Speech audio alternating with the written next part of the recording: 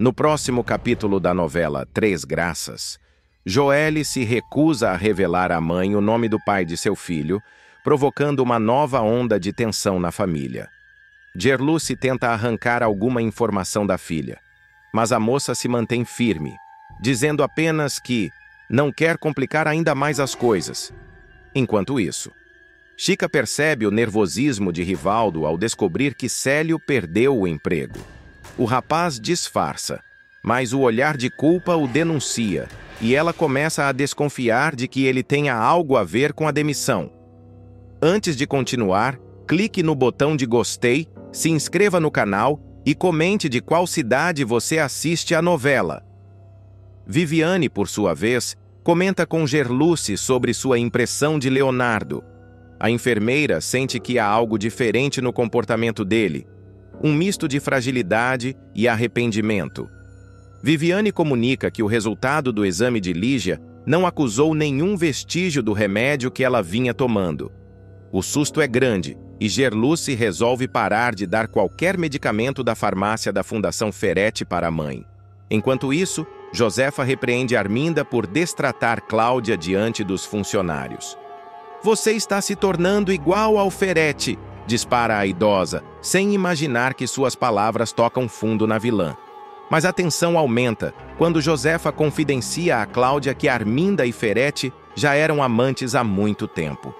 A revelação deixa a mulher em choque e disposta a descobrir o que realmente existe por trás da parceria criminosa dos dois. Ferretti, sempre atento, percebe o olhar curioso de Gerluce dentro do quarto das Três Graças e alerta a Arminda. "Essa mulher está se metendo onde não deve. Fique de olho nela." A partir daí, a cuidadora passa a ser vigiada de perto, sem imaginar o perigo que corre. Em outro ponto da história, Raul e Joely têm uma discussão acalorada sobre a dívida com Bagdá e a gravidez da moça, mas Joely encerra o assunto. "O que importa é o futuro do meu filho, e não o passado que você quer desenterrar."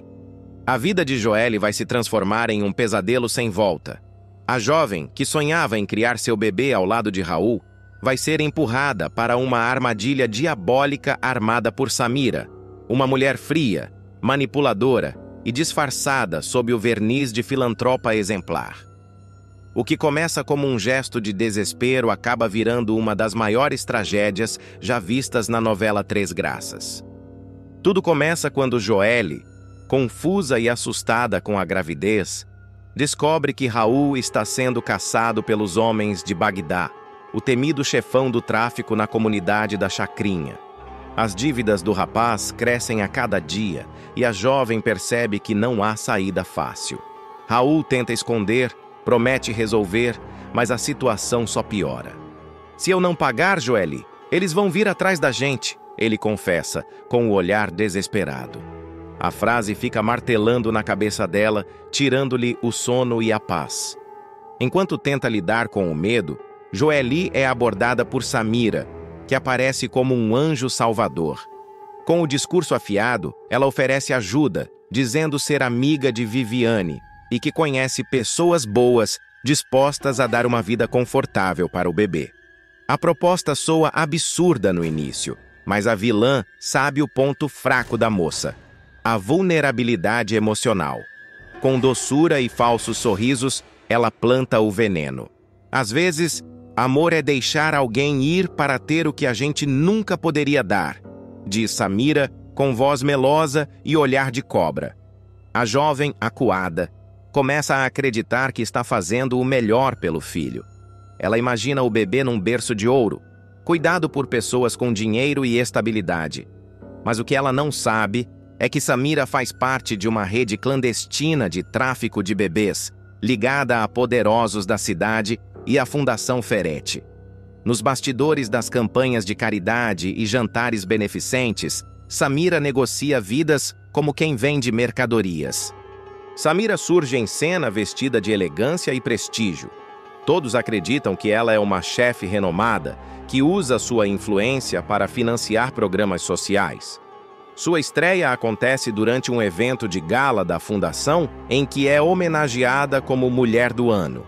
A plateia aplaude de pé, enquanto ela sorri com cinismo e saboreia o poder de enganar a todos. Nos bastidores, porém, a máscara cai. Em uma conversa sussurrada com um homem misterioso, ela revela sua verdadeira face. Tem mais um bebê a caminho. A mãe é ingênua, vai assinar sem ler. E o comprador já depositou o adiantamento, ela diz friamente, enquanto guarda o celular em uma bolsa de couro. A cena é cortante. O público percebe que Samira é muito mais perigosa do que parece. Pouco tempo depois, Samira se aproxima de Raul, fingindo interesse em ajudá-lo a quitar as dívidas. Ela promete apresentar um investidor, disposto a emprestar o dinheiro, mas a condição é simples e cruel. Joelle precisa assinar alguns papéis. A jovem, sem entender o que está acontecendo, é levada a um escritório escondido, onde tudo é preparado para parecer um processo de adoção legal. Ela assina sem ler, acreditando estar autorizando uma guarda temporária. Na verdade, acaba vendendo o próprio bebê. O destino da criança segue um rumo sombrio. O bebê é entregue a Lena, uma mulher rica e desesperada para ser mãe. Incapaz de engravidar, ela combina com Samira a compra do recém-nascido e passa a fingir uma gravidez diante da família e dos amigos. As cenas mostram Lena colocando uma almofada sob o vestido, fingindo enjoo e publicando fotos nas redes sociais enquanto escreve legendas emotivas sobre o milagre da vida. Quando o bebê nasce, Samira orquestra a entrega em uma clínica particular. Lena segura a criança nos braços, emocionada, e diz com voz trêmula: "Agora ninguém nunca vai me tirar o que é meu." A farsa se consolida. Ela anuncia o nascimento como se fosse dela, enganando o marido, os pais e toda a sociedade. Enquanto isso, Joelle começa a sentir o peso da culpa. Ela sonha com o bebê, ouve o choro ecoando pelas paredes e acorda no meio da noite gritando o nome da filha. Raul tenta acalmá-la, mas ele próprio está devastado. O casal briga, se culpa mutuamente e acaba se separando. A moça passa a vagar pelas ruas, arrependida e sem forças, enquanto Samira segue intocável, fingindo ser sua protetora. A tragédia se intensifica quando Gerluce, mãe de Joelle, descobre que a filha deu à luz, mas ninguém sabe onde está o bebê. Desconfiada das versões contraditórias, ela começa a investigar por conta própria. A enfermeira sente que há algo muito errado e decide agir. "Enquanto eu respirar, eu vou achar essa criança", promete, olhando para o retrato da família na parede. Gerluce começa a vasculhar os arquivos da Fundação Ferretti, fingindo interesse em um trabalho voluntário. Lá, ela encontra indícios de doações suspeitas e documentos falsificados. Um nome aparece repetidas vezes: Samira. Ligando os pontos, ela percebe que a mulher homenageada nas colunas sociais pode estar envolvida em algo muito maior do que se imagina. A partir daí, a história toma um rumo de investigação e tensão. A vilã, percebendo que Gerluce está se aproximando demais da verdade, passa a agir nas sombras. Em uma sequência sombria, ela manda um capanga seguir a enfermeira e interceptar suas ligações. Samira é fria, calculista e não tolera ameaças. Se ela descobrir, é o fim de tudo. E eu não cheguei até aqui para cair agora, dispara, com os olhos gelados. Enquanto isso, Joelle, consumida pelo arrependimento, decide confessar tudo à mãe. Em lágrimas, conta que assinou o documento sem entender e que Samira lhe prometeu dinheiro para ajudar o bebê. Gerluce fica em choque, mas transforma a dor em raiva e determinação. "Essa mulher vai pagar, e eu vou trazer essa criança de volta, nem que seja a última coisa que eu faça", jura, em uma das cenas mais fortes da trama. A partir desse ponto, a história mergulha em uma rede de segredos, chantagens e crimes que ligam Samira, Ferretti e Arminda. Aos poucos, o público descobre que o tráfico de bebês faz parte de um esquema muito mais amplo, que envolve lavagem de dinheiro e manipulação de registros hospitalares. Gerluce se une a Viviane e Josefa para desmascarar Samira. elas descobrem que várias mulheres da comunidade foram enganadas da mesma forma, vendendo seus filhos em troca de promessas falsas de adoção. Cada nova revelação adiciona uma camada de horror à história. Samira, no entanto, não é o tipo que se deixa encurralar. Quando percebe que está prestes a ser desmascarada, ela foge com a ajuda de Ferretti, levando consigo uma mala com documentos e um pendrive contendo gravações comprometedoras. Antes de desaparecer, ela ainda deixa uma ameaça. Nenhuma de vocês está a salvo. E o bebê já não é mais de vocês.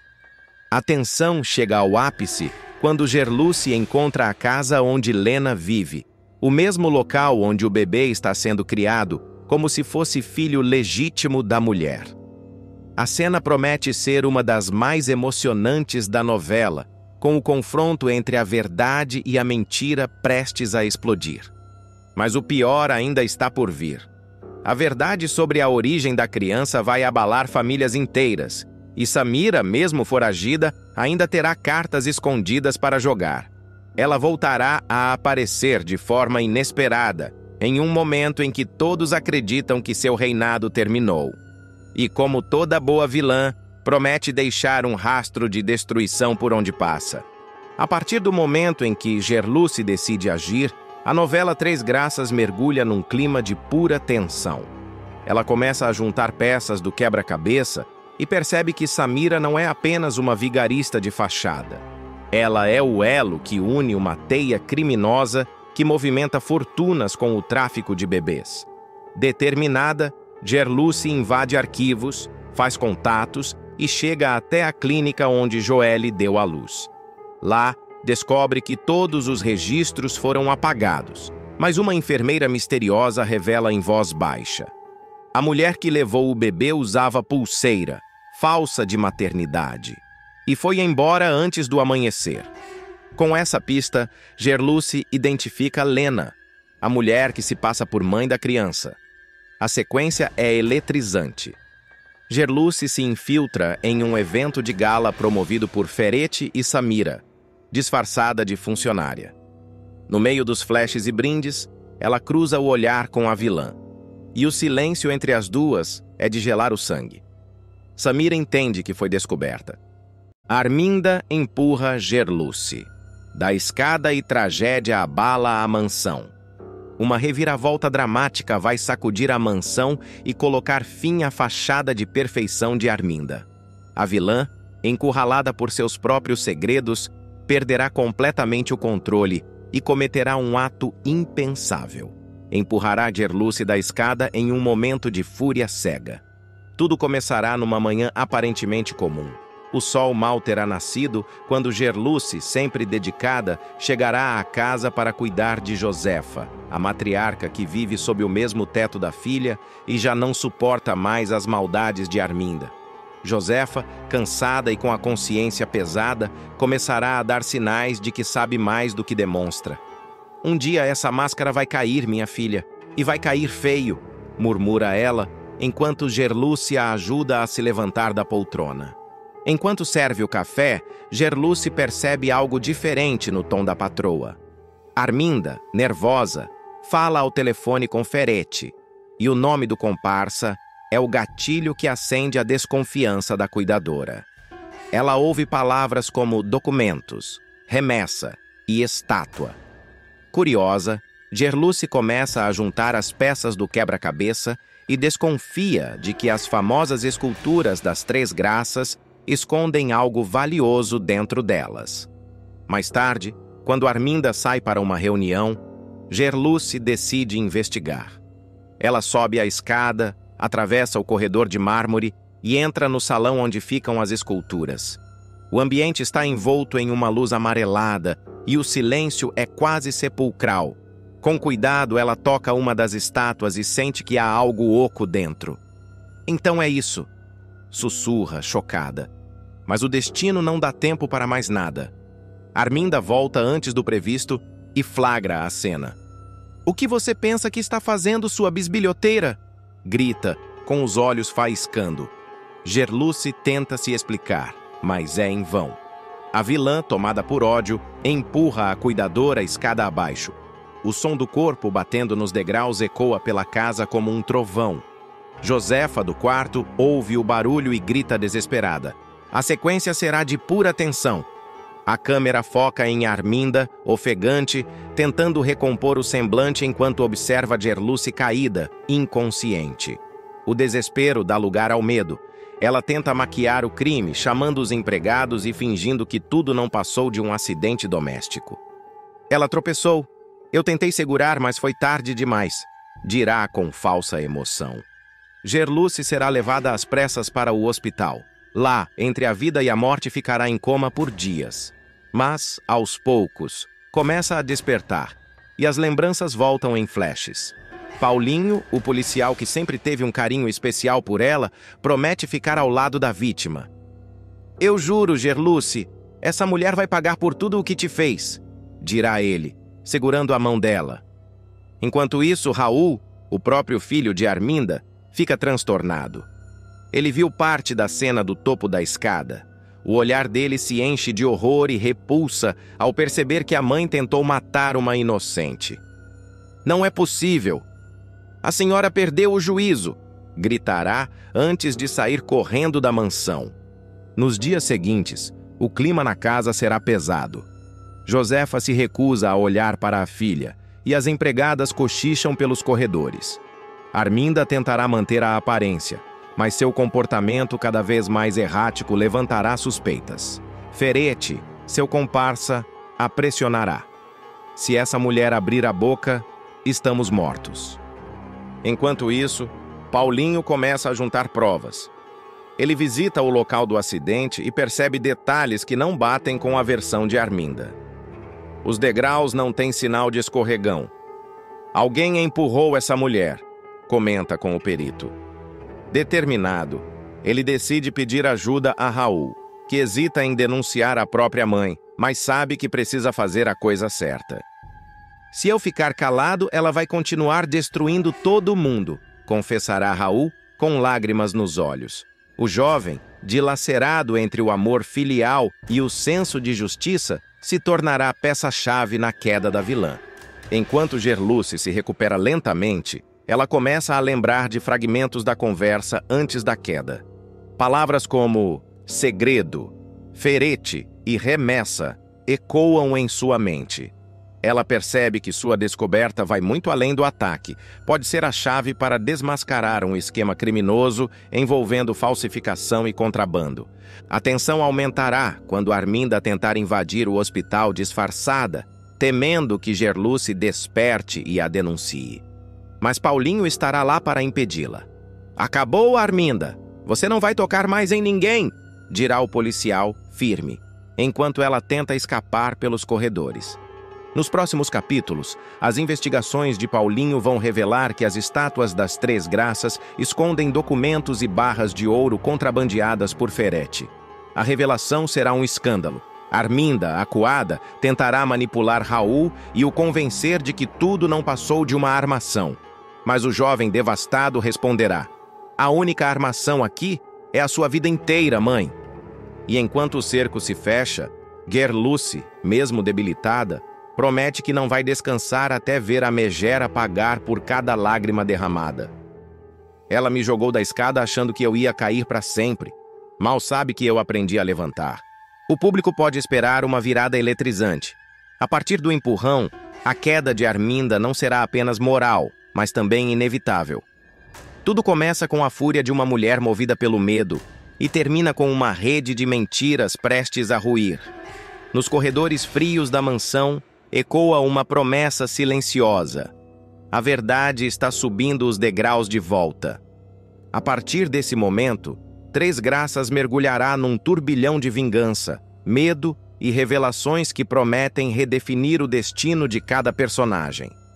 Gerluce, mesmo machucada e emocionalmente abalada, começa a se recuperar aos poucos, observada de perto por Paulinho, que não desgruda do quarto do hospital.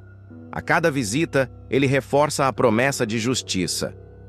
Ninguém mais vai te calar, Gerluce. Dessa vez, ela vai pagar. A cuidadora, ainda fraca, tenta falar.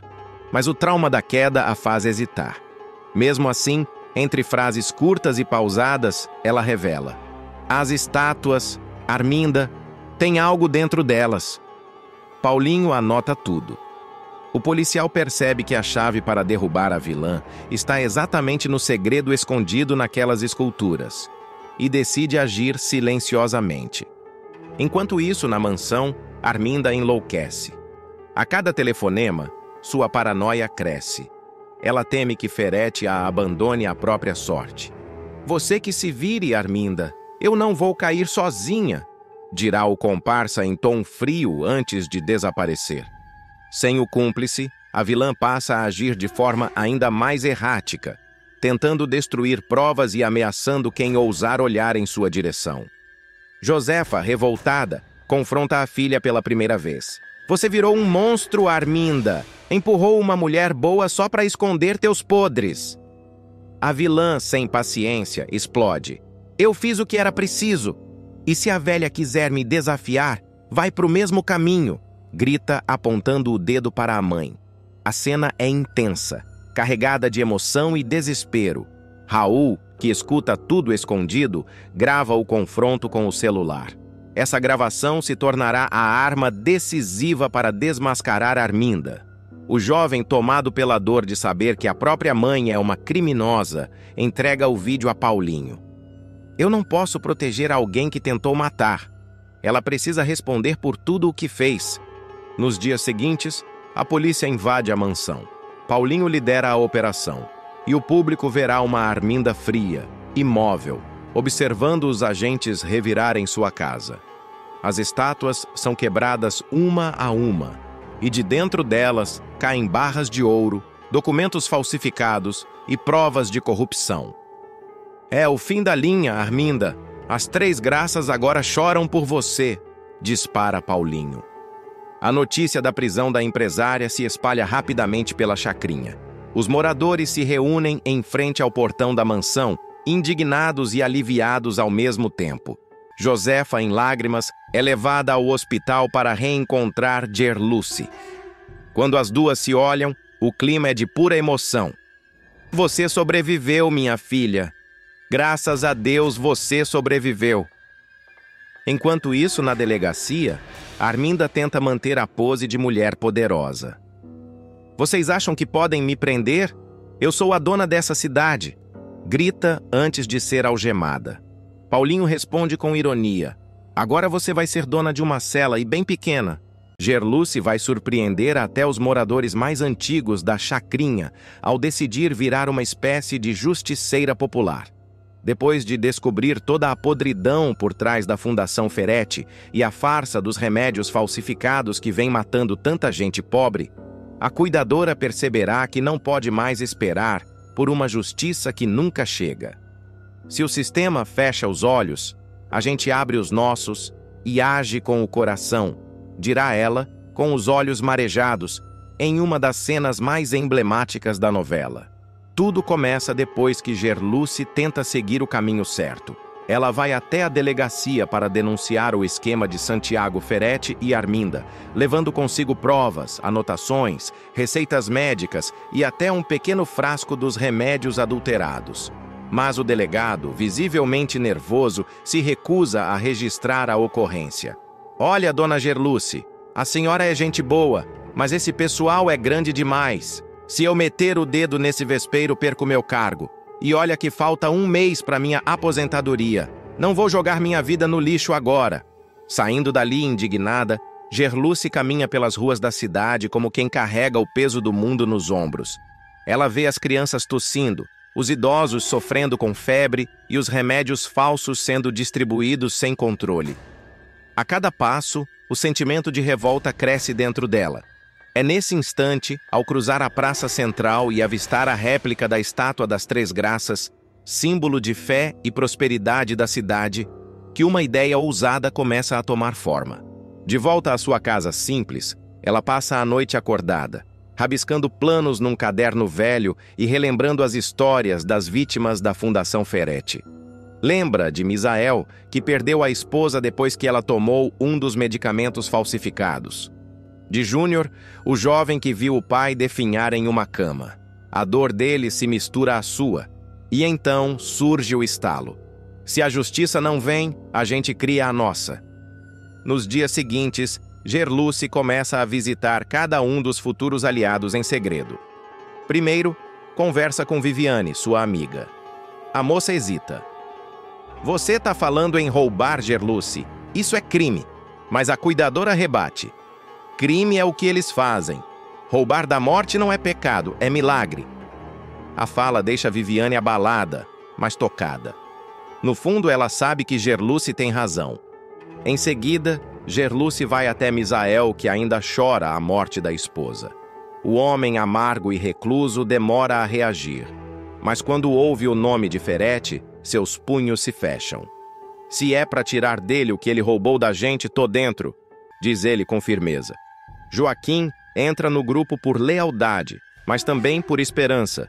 Se é para fazer algo que preste antes de morrer, que seja isso. E Júnior, o mais jovem, é o último a ser chamado. Você é rápido, esperto, conhece o terreno.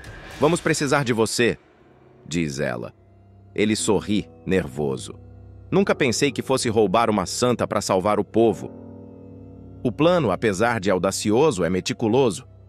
Gerluce descobre, através de Viviane, que a estátua das Três Graças guardada na mansão de Arminda não é apenas uma peça decorativa. Dentro de sua base oca, há um compartimento secreto.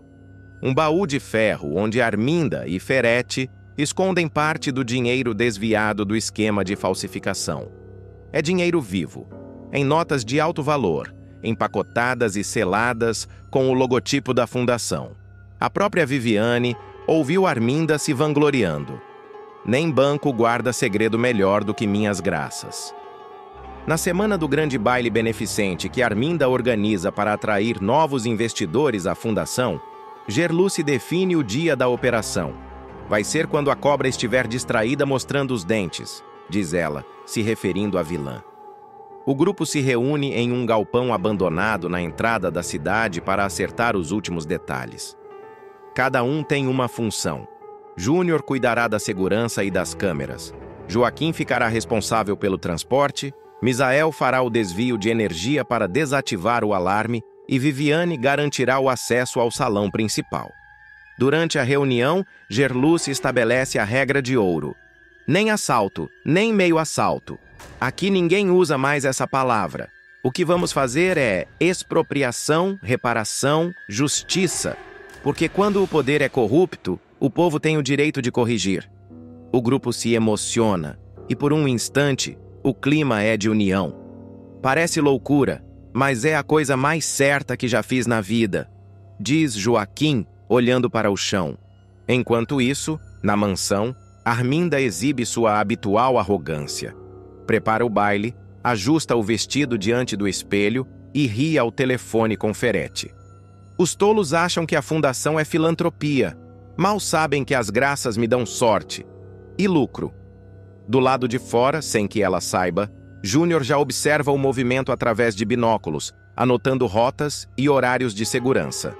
Na véspera da ação, Gerluce vai até a igreja e acende uma vela diante da imagem de Nossa Senhora. Não sei se o que vou fazer é pecado, mas é o certo. O padre, sem saber o que ela planeja, se aproxima e diz: Deus perdoa os que lutam por amor ao próximo. Essas palavras selam o destino da cuidadora. Chega o dia. O baile começa. Carros de luxo chegam um após o outro. Arminda recebe políticos, empresários e jornalistas. Viviane, disfarçada, entra com bandejas e copos de champanhe, observando tudo. Gerluce, Misael e Joaquim esperam o sinal do corte de energia. Quando as luzes caírem, a gente entra. E sai antes de acenderem de novo, avisa Júnior pelo rádio. Às 22h14, o som dos violinos é interrompido. As luzes piscam e apagam. Gritos ecoam. No meio da confusão, Gerluce e os demais entram pelo corredor lateral. O coração dela dispara. O salão é enorme, mas ela conhece o caminho.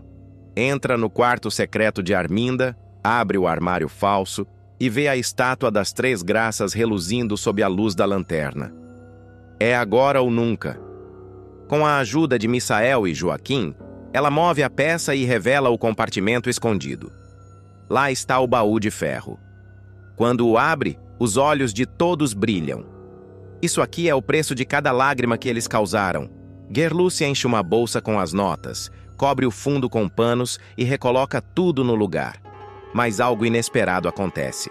Arminda, sentindo algo errado, sobe as escadas acompanhada por 2 seguranças. Júnior percebe o movimento e avisa pelo rádio. A cobra tá subindo, repito, a cobra tá subindo! O grupo se apressa, mas o trinco da porta range. Viviane, desesperada, surge no corredor e finge desmaiar, interrompendo Arminda. Socorro!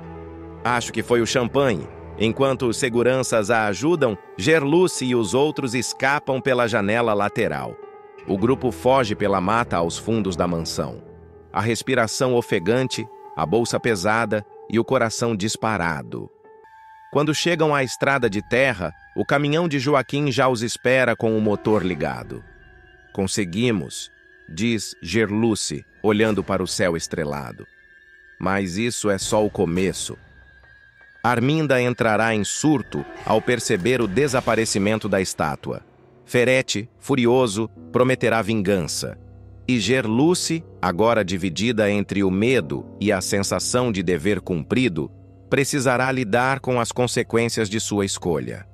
A estátua das 3 graças, símbolo de poder e corrupção, se tornará o estopim de uma verdadeira guerra entre a elite e o povo da Chacrinha. Logo após o sumiço da estátua, a mansão de Arminda se transforma em um campo de guerra. A vilã entra em desespero, gritando pelos corredores, atirando copos, exigindo que os seguranças revistem cada canto da propriedade. Vocês são uns inúteis. Aquela estátua valia mais do que todos vocês juntos. Ela pega o telefone e liga para Ferete, a voz trêmula de raiva. Roubaram as 3 graças, Santiago. Aquilo não é só ouro, é o cofre do nosso império. Do outro lado da linha, o vilão cerra os dentes. Se for quem eu estou pensando, vai pagar com a própria vida. Enquanto isso, Gerluce e o grupo se escondem em uma casa abandonada nos arredores da chacrinha. A estátua, envolta em cobertores e pano velho, está sobre uma mesa. O clima é tenso. Misael, ainda com o coração acelerado, tenta acender um cigarro, mas Gerluce o impede. Nada de fogo perto disso, homem. O que temos aqui é o futuro de muita gente. Ela fala com firmeza, mas sua voz carrega um misto de medo e fé. Viviane, trêmula, olha pela janela e comenta. A cidade inteira já deve estar sabendo. Eles vão caçar a gente. Gerluce sabe que não há tempo a perder. O plano é entregar a estátua a um colecionador estrangeiro, um homem misterioso conhecido apenas como Senhor Navarro, indicado por um contato de Joaquim. O comprador prometeu pagar em dólares e sem perguntas, mas o encontro precisa ser discreto. Se a gente aparecer com isso na cidade, Ferete nos caça antes do pôr do sol. Alerta Júnior. O grupo decide esperar a madrugada para fazer a entrega. Enquanto isso, Ferete mobiliza seus homens de confiança. Quero essa estátua de volta até amanhã. E tragam junto a alma de quem a levou Arminda, histérica. Ordena que Rodrigo, seu segurança pessoal, procure nas favelas e interrogue quem for preciso. Se tiver que queimar a chacrinha inteira, queime, mas traga minhas graças de volta. Arminda se apavora após aviso de retorno do marido dado como morto. Tudo começa quando Josefa, que já estava há horas acordada, começa a ouvir barulhos vindos do portão. Primeiro passos, depois uma voz rouca, conhecida, chamando seu nome. Josefa, sussurra alguém. A idosa se levanta com dificuldade, apoiando-se na bengala. Vai até a janela e o vê, ou pensa ver. Rogério, de pé, imóvel, com o mesmo paletó que usava na noite do desaparecimento. O sangue dela gela. Valha-me Deus! Rogério! Ele voltou! Grita, com o rosto tomado pelo pavor e pela esperança. Corre, Arminda! Vem ver com teus próprios olhos! É o meu genro! Ele está aqui! O grito ecoa pela casa. Arminda desperta com o coração acelerado, tropeçando nos lençóis, enquanto Raul e Cláudia saem de seus quartos em pânico. O que foi isso? Pergunta Raul, tentando acalmar a vilã que corre descalça pelo corredor. Ao chegar na sala, todos se deparam com Josefa apontando para a porta principal, trêmula, ofegante, os olhos marejados. O Rogério, Arminda, teu marido, ele apareceu bem ali e sorriu para mim, garante ela. O silêncio é absoluto.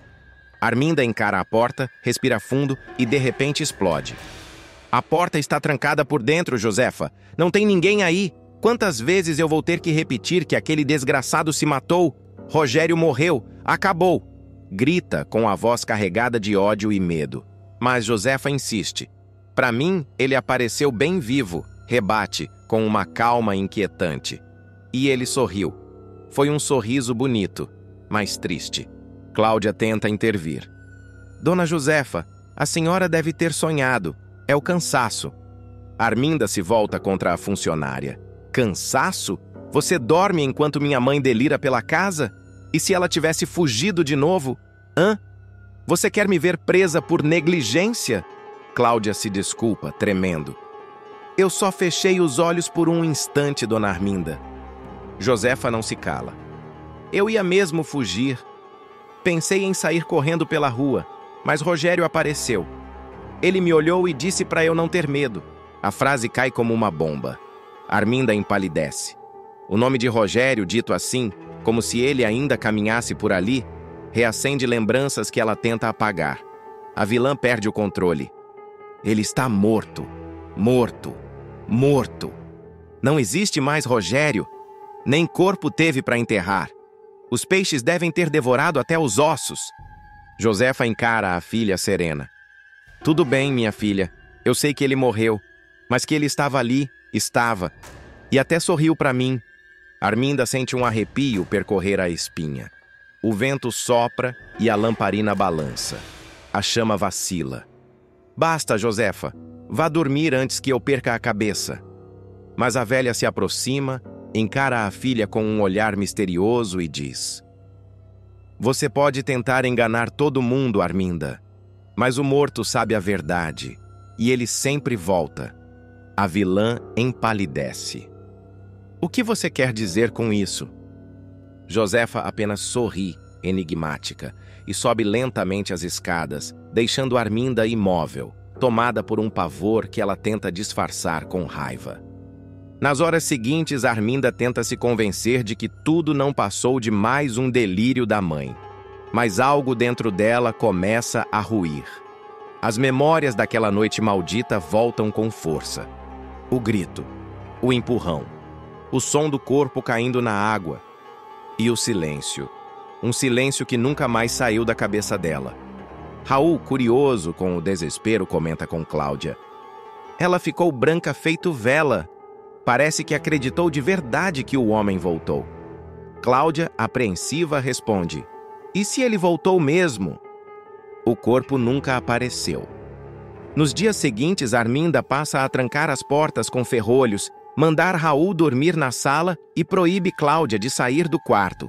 Ninguém entra, ninguém sai, até eu descobrir quem está brincando com o meu nome. Mas o medo fala mais alto. Ela começa a ouvir ruídos, o ranger de correntes, batidas leves na parede, e até mesmo a voz de Rogério ecoando baixinho. Você achou que eu não voltaria, Arminda? Certa madrugada, ela levanta para verificar a porta e encontra no chão uma marca de sapato úmida, como se alguém tivesse acabado de sair da chuva. Arminda empalidece. Não pode ser.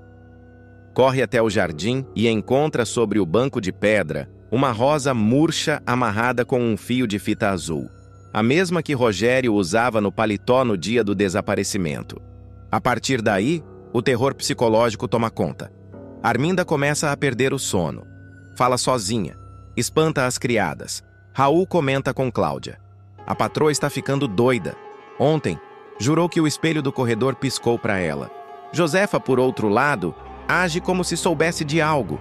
Fica o tempo todo olhando para o portão, murmurando. Ele disse que voltaria. E ele cumpre o que promete. Em uma noite de tempestade, as luzes do casarão se apagam. Um trovão faz o chão tremer. Josefa começa a rir baixinho. Agora ele chega. Arminda grita: cala essa boca, mulher, está me assustando. De repente, um vulto surge na janela, alto, molhado, de paletó escuro. Arminda grita o nome do marido, mas o vulto desaparece na mesma hora. Cláudia acende uma vela e quase deixa cair de tanto tremor. Eu vi alguém ali fora, eu juro!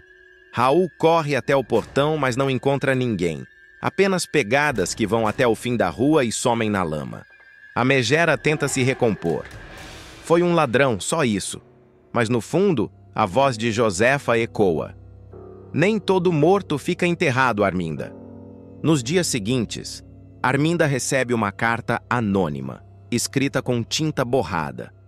Não foi acidente, e eu ainda estou aqui. Ela rasga o papel em pedaços, mas a mensagem parece gravar-se em sua mente. Enquanto isso, Zenilda comenta.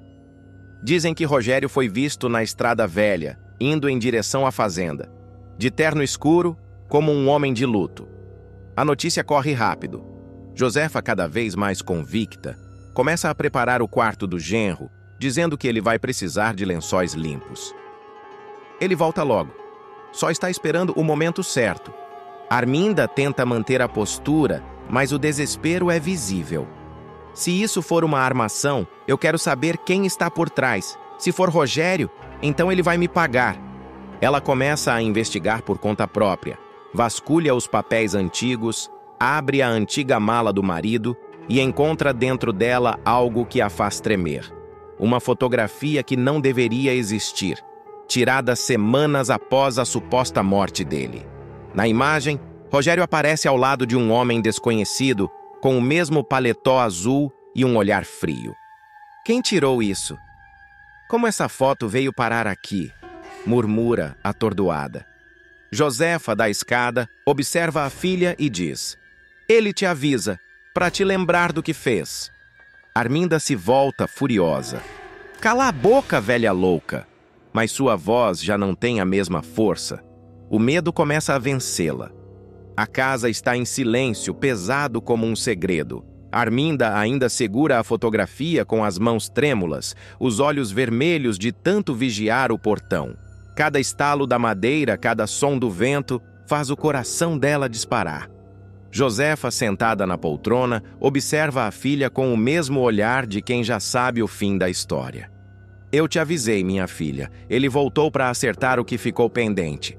Cala a boca, Josefa! Você fala demais! Dispara Arminda, mas a voz sai fraca, quase implorando para que a velha continue. Raul entra na sala ofegante. Mãe, tem algo que a senhora precisa ver. Alguém deixou isso no portão. Ele entrega um envelope amassado, sem remetente. Dentro, uma única folha. Eu nunca morri. Apenas me escondi do inferno que você criou. Arminda sente as pernas fraquejarem. O papel cai. Josefa sorri. Tá vendo? Nem a morte quis ele, Arminda. A vilã tenta reagir, mas o som que vem do corredor a paralisa. Passos lentos, arrastados. O mesmo som que ela ouvia nas madrugadas desde que Rogério morreu. Cláudia e Raul se entreolham, congelados. A porta se abre sozinha. Um vento gélido invade a sala. A lamparina se apaga. E no reflexo do espelho, bem atrás de Arminda, surge uma silhueta masculina, imóvel. O rosto está na sombra, mas o paletó é o mesmo. O paletó azul. Josefa se levanta, emocionada. Eu sabia. Rogério voltou. Arminda vira lentamente com o grito preso na garganta. O espelho vibra. O vulto dá um passo à frente.